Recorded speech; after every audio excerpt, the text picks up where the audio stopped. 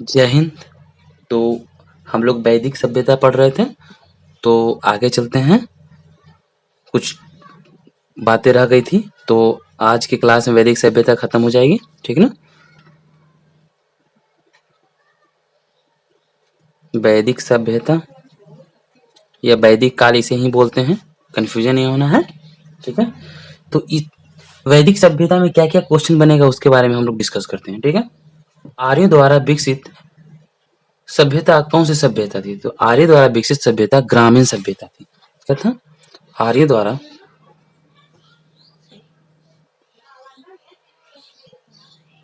द्वारा विकसित सभ्यता क्या है? ग्रामीण सभ्यता है, ठीक है। आर्यों का क्वेश्चन पूछा जाएगा कि आर्यों का भाषा क्या था? तो आर्यों की भाषा संस्कृत था। संस्कृत भाषा जो था, संस्कृत भाषा था, ठीक है। क्वेश्चन पूछा जाएगा कि आर्यों के द्वारा ग्राम के मुखिया को क्या कहा जाता था? तो आर्यों के द्वारा जो ग्राम के मुखिया जो था ना, उस समय ग्राम के मुखिया को ग्रामीणी कहा जाता था। क्या? मुखिया को ग्रामीणी कहा जाता था।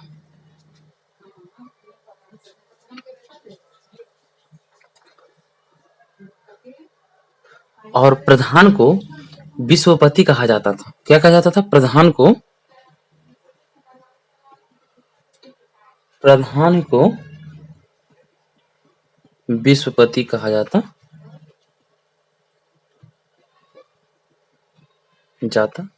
सब ये सब वन लाइनर क्वेश्चन है, ठीक है।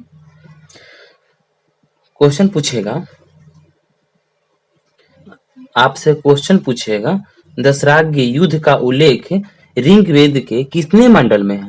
तो दशराज्य युद्ध का जो उल्लेख है कि ऋग्वेद में 7वें मंडल में है।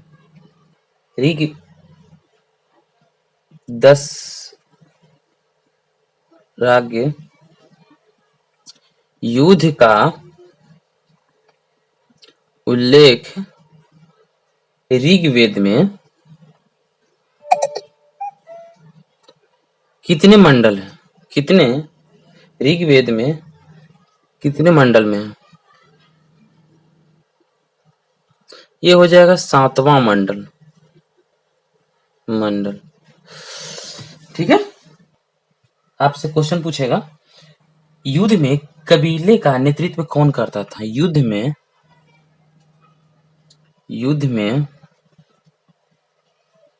कबीले का नेतृत्व कौन करता था? तो इस समय राजा करता था, ठीक है। युद्ध के लिए कौन सा शब्द का प्रयोग किया गया था? युद्ध के लिए गविष्ठी शब्द का प्रयोग किया गया। युद्ध के लिए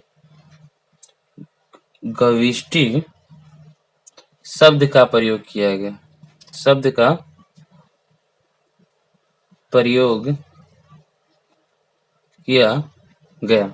ठीक है। अब आ जाइए वैदिक सभ्यता में, ऋग्वैदिक सभ्यता में समाज को 4 भागों में विभाजित किया गया। समाज को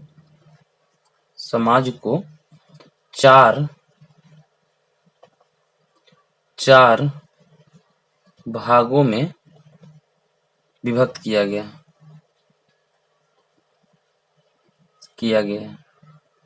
आपको हम डायग्राम के थ्रू बताते हैं, ठीक है, कैसे कैसे बांटा गया है। जो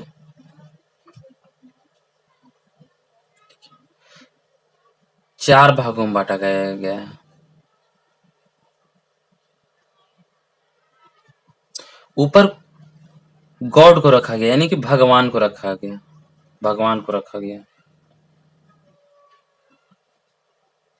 ठीक है।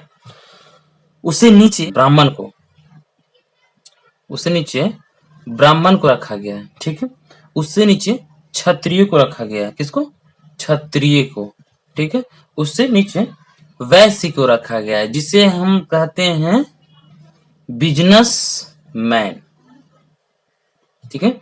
उससे नीचे शूद्र को रखा गया है। तो सबसे ऊपर किसको रखा गया है? तो गॉड को रखा गया है। ठीक है, तो देखिए क्षत्रिय को इस समय समाज को 4 भागों में विभक्त किया गया था। तो इस समय उनके काम के आधार पर किया गया था, उनके व्यवसाय के आधार पर बांटा गया था। ना कि ना कि जो ब्राह्मण है वो रियलिटी में अपनी जाति से ब्राह्मण है। ब्राह्मण वो है जो पूजा करवाता है। क्षत्रिय वो है, क्षत्रिय उसे बोला जाता था जो कि हमेशा लड़ने के लिए तैयार रहता था, उसे क्षत्रिय बोला जाता था। ठीक है, तो ये जाति के नाम पर नहीं बांटा गया है, जाति के कैटेगरी पे इसे बांटा गया है, उनके काम के, उनके व्यवसाय के तरीके से बांटा गया है। ठीक है, तो इसमें गड़बड़ाना नहीं है। तो हम लोग आगे आगे बढ़ते हैं। तो आपसे पूछा जाएगा कि आर्यों का जो समाज था, आर्यों का समाज कैसा समाज था? कैसा समाज था? तो आर्यों का समाज पितृ प्रधान था। क्या था? पितृ प्रधान था, प्रधान था। ठीक, पूछा जाएगा कि समाज की सबसे छोटी इकाई को क्या कहा जाता है? समाज की सबसे छोटी इकाई को समाज के सबसे छोटी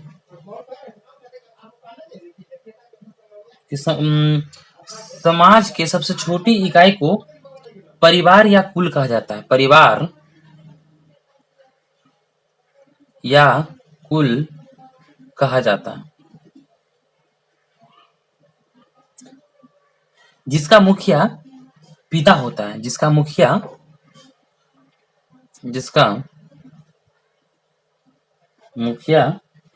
पिता होते हैं।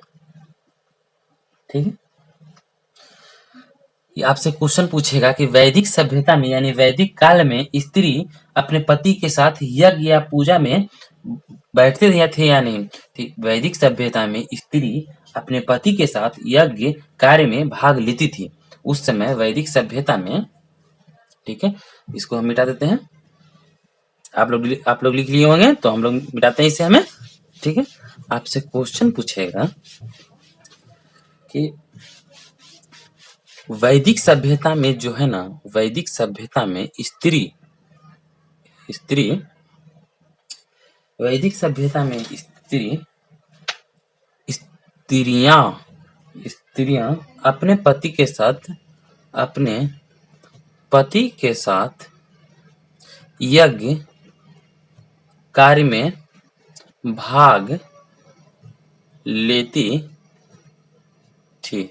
ठीक है, वैदिक सभ्यता में ना बाल विवाह एवं पर्दा प्रथा का प्रचलन नहीं था। वैदिक सभ्यता या वैदिक काल में बाल विवाह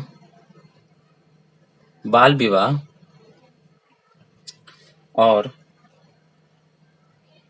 पर्दा प्रथा का प्रचलन नहीं था।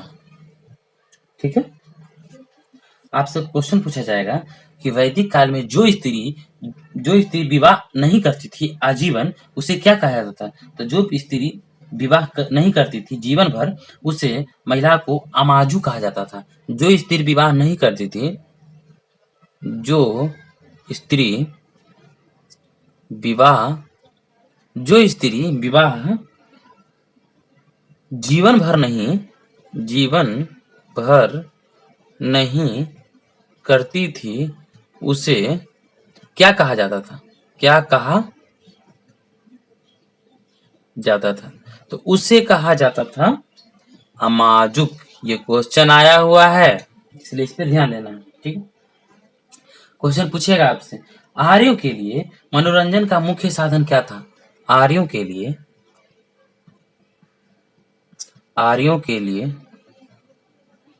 मनोरंजन का मुख्य साधन क्या था? तो आर्यों के लिए मनोरंजन के लिए मुख्य साधन था संगीत। ठीक है, रथ दौड़, घुड़सवार यानी घोड़दौड़। ठीक है, ये सब मुख्य कारण था। ठीक है, तो आपसे क्वेश्चन आगे क्या पूछ सकता है, आर्यों का मुख्य व्यवसाय क्या था, ये भी पूछ सकता है। तो आर्यों का मुख्य व्यवसाय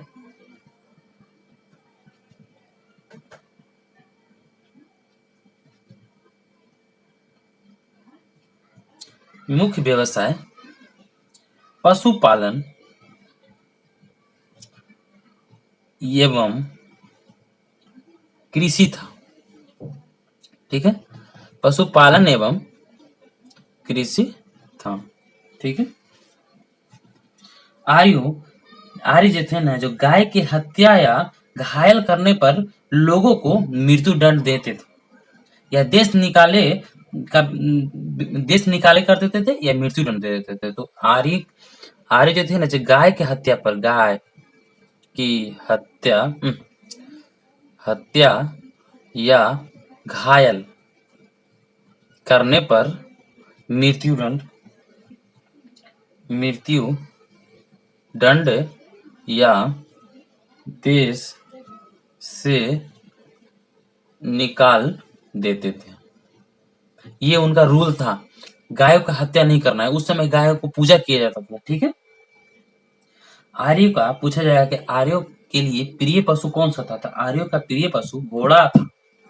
ठीक है, आर्यों का प्रिय पशु क्या था।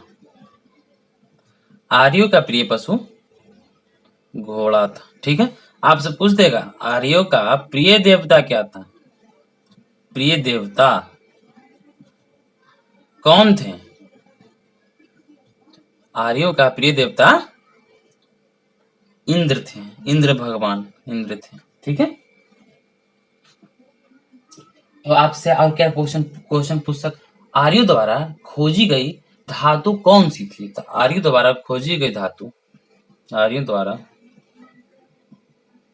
खोजी गई धातु लोहा था, जिसे श्याम अयस कहा जाता था। ठीक है, आर्यों के द्वारा जो व्यापार हेतु दूर दूर तक जाने वाला व्यक्ति जो था, उसे क्या कहा जाता था। तो जो व्यापार के लिए दूर जाते थे, उसे व्यापार के लिए दूर जाते थे, उससे पन्नी कहा जाता था।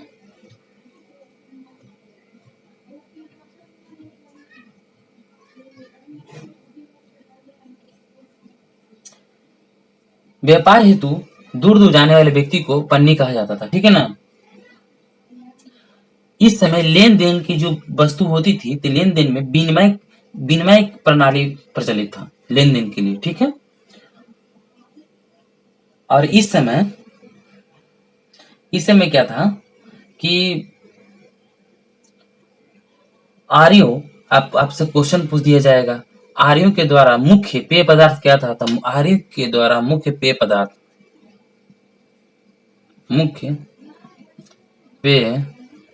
पदार्थ क्या था। तो सोमरस था। यह वनस्पति से बनाया जाता था। ठीक है, तो चलिए, हम आर्य के बारे में बहुत सी जानकारी दे दी है आपको। ठीक ना। अब हमें नहीं लगता है कि इससे कहीं ज्यादा और पूछेगा।